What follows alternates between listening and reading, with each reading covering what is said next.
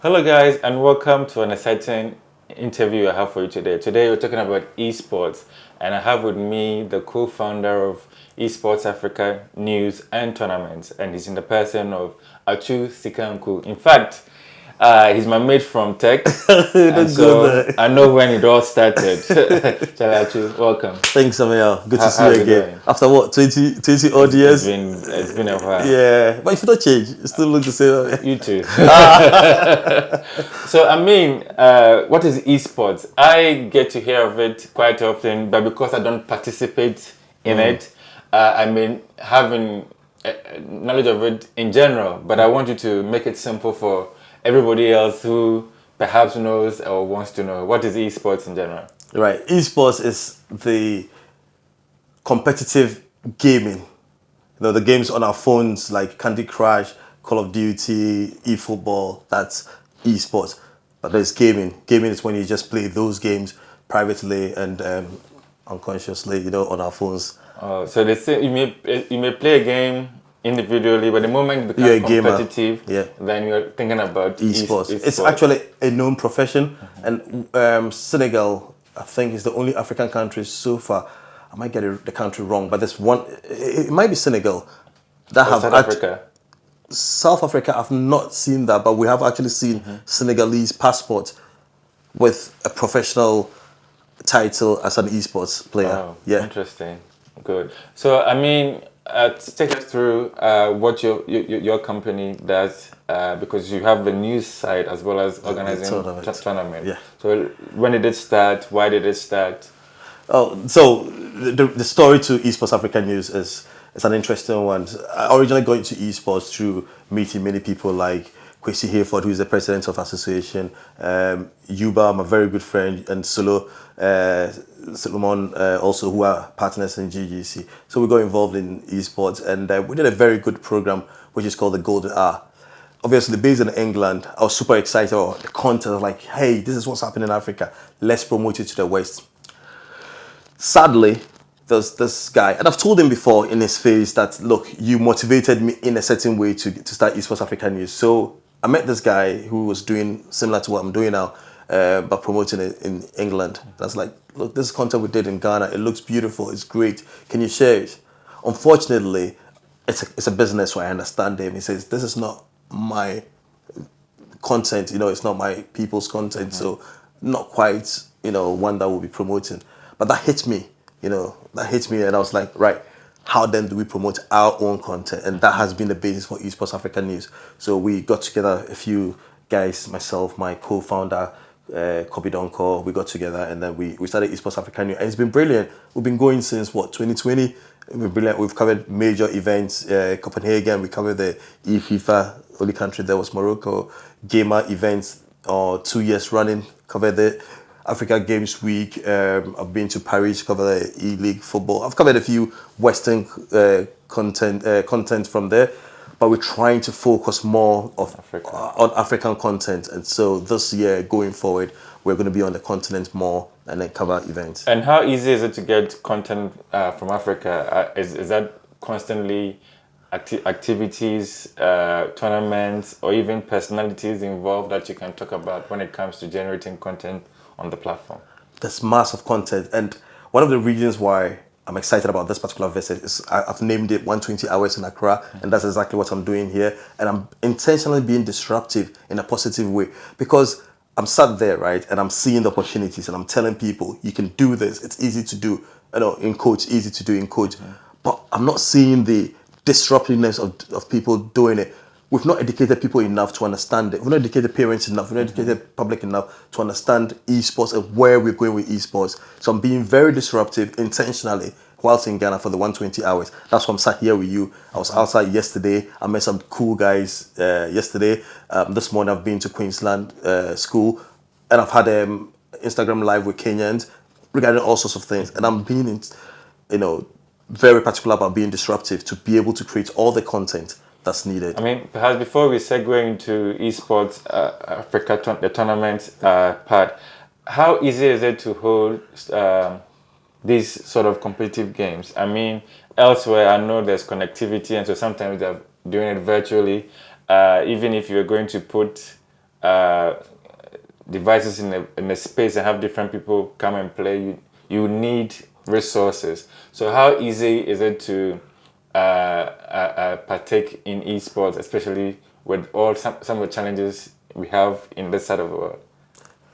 Ameyaw, I'll be honest with you, it's easy, but it's difficult. So, right, life is a spectrum. There's no one size that fits all. We can afford, it's difficult for masses to afford the PlayStations. It goes to about 7,000 Ghana cities, you know, and the Xbox series and all that. Look, it's expensive, but if you can afford it, it's easy to gain access to it. Talk about connectivity. That's one of the biggest challenges, because even when I'm doing Instagram lives, I always struggle with the African connection. So it's not just Ghana. I always struggle with African connections, and that's one thing that needs to be helped. And look, aside esports, I've experienced it going to the bank in Ghana, and let's stop it there. But I've experienced connectivity in Ghana. It's a different story. So it's difficult, but it can be done. One of the things is knowing what to do. I understand PS5s, right? One of the things that somebody said to me the last time was, why are we all trying to play PS5s, the newest games, whereas we've got tons of PS3s and PS4s, and we can have a continental barrier where, not barrier because that looks restrictive, but a continental tournament where we focus more on what everyone has got. If we're playing PS4, FIFA 20, we're in 24 now. So if we go for FIFA 23, we'll have more people playing it than FC 24 because it's on PS5 and it's FC 24. So let's try and build it in a way that is, what's it, the way I'm Kenteno, you're tight, so that your creamwa entity, here. So it's better that way than every new game, Tekken 8, Obia Tobi. Only 5 people will play. How many people will represent Ghana? How many people will represent Africa? And we even need to go to all those international tournaments. Let's build it from the ground up. Great. So now let's talk about some of the events you've done, and perhaps we talk about challenges and your highlights of these events. Oh, wow. So I'm an executive in the Ghana Esports Association. So there are loads of events done by the Ghana Esports Association. So we have been able to develop loads of online and LAN events in Ghana. We partner with other international organizations to do international events. I cannot name specific ones, but there are loads of them.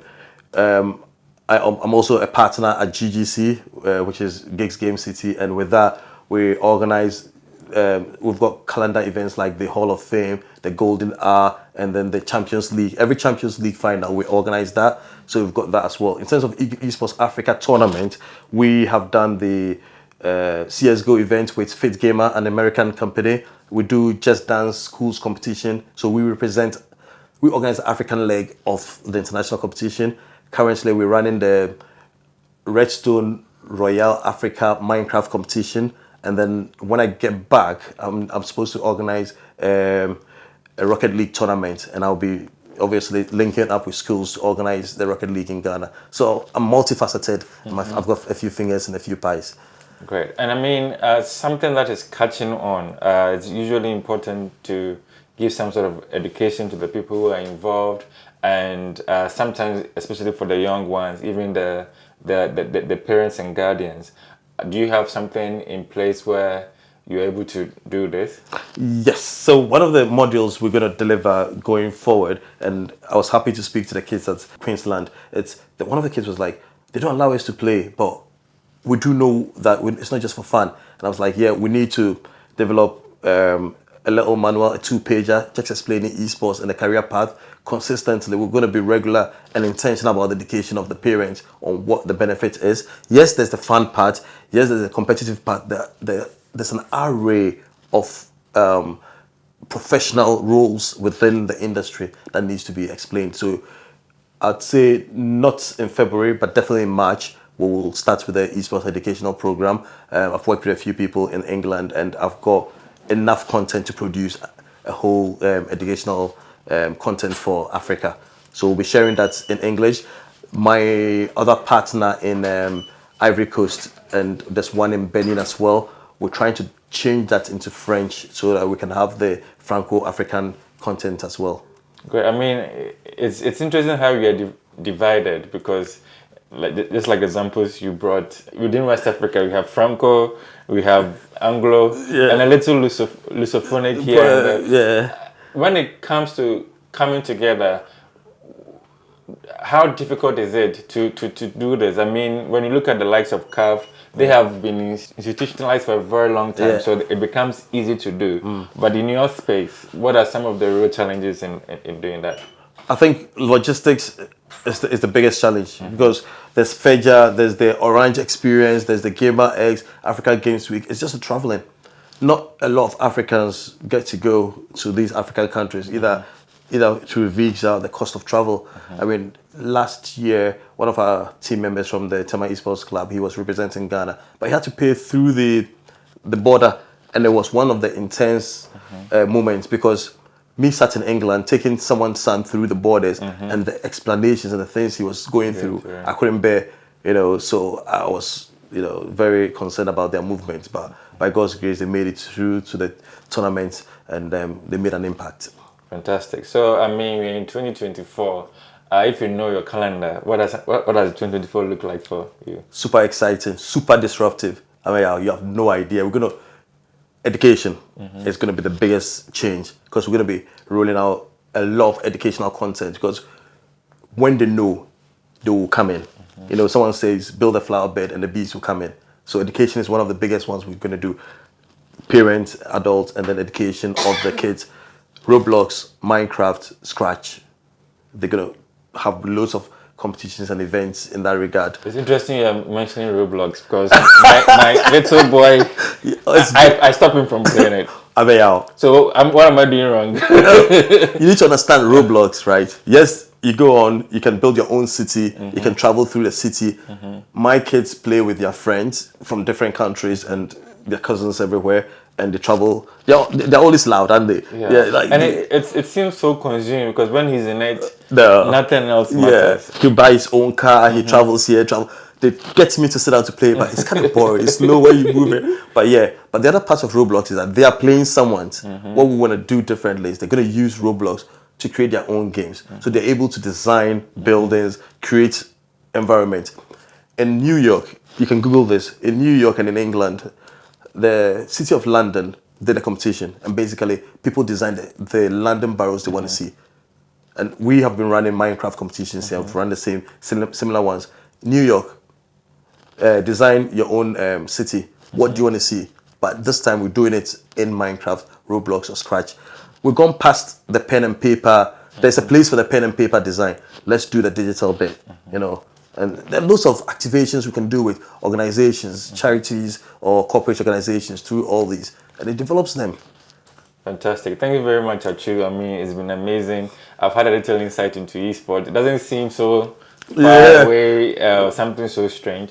And so, yes, I'm really hoping that dedication goes up and also participation and people knowing that this is really an exciting sort of space, new trend that people are becoming champions in. People are taking us. Oh, trends, right? I don't mean to cut you short, right? Trends. I just want to show you a couple of things, right?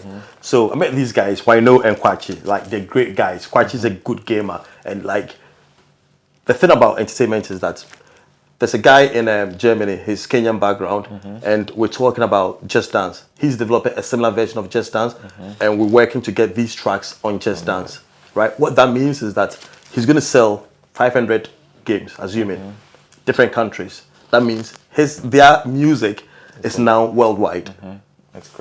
That's it. Really integrated. Yes, and my mate, my very good friend, Julius Sosom, he's AIS boy as well. He designed this, and he's got other esports apparels coming up. And I've been working with him in the background, trying to get more esports fashion into it. It's just like the way the jerseys, these are the jerseys that we do, cool. The jerseys, the fashion for football, for entertainment, they're all being developed. So like everything is linked. It's a whole economy. It's like a whole economy. So it's not just about playing the game. It's also about the associated economy around it. And we're hoping to make Africa the bedrock of that. It's important. I remember every time one of our artists was featured on is it the FIFA new versions of FIFA Yeah. game? We would hail it. So, Yeah. like you're saying, there's a lot of opportunities for all of Absolutely. these things Yeah. to come together. So, Atsu, it's been nice. Thank you talking so to much. you. Yeah, good to see you And, again. I'll be keeping an eye out on everything that you're doing in this space. I'm going to educate you on Roblox. Hey, let Nathan play. Okay, so before we wrap up, what age do you think is ideal for people to start? I mean, let's use Roblox. The Roblox, it's 5+. 5+. Yeah, I mean, like Because Fortnite. I googled, and then some people were suggesting from 10 is okay, and so I was like, okay, then maybe I should stop. Yeah. I should stop from now. So No, 5+, because my daughter, one is 7 and the other one's 10. I mean, they were playing it before, but the way they engage with their cousins, it's interesting. The design, and she designs a kitchen, and it's such that you can seamlessly go from kitchen to bedroom to her out courtyard and do her stuff. You know, the kind of Very things they do. analytical. Yeah, I and like it. she says, "I'm cooking here, so I can change this and do that." And so it's so something that we don't do. And they break and block. What's else? That's cool. So like, Yeah. stick and stay for more exciting content on Ameyaw TV. Bye bye.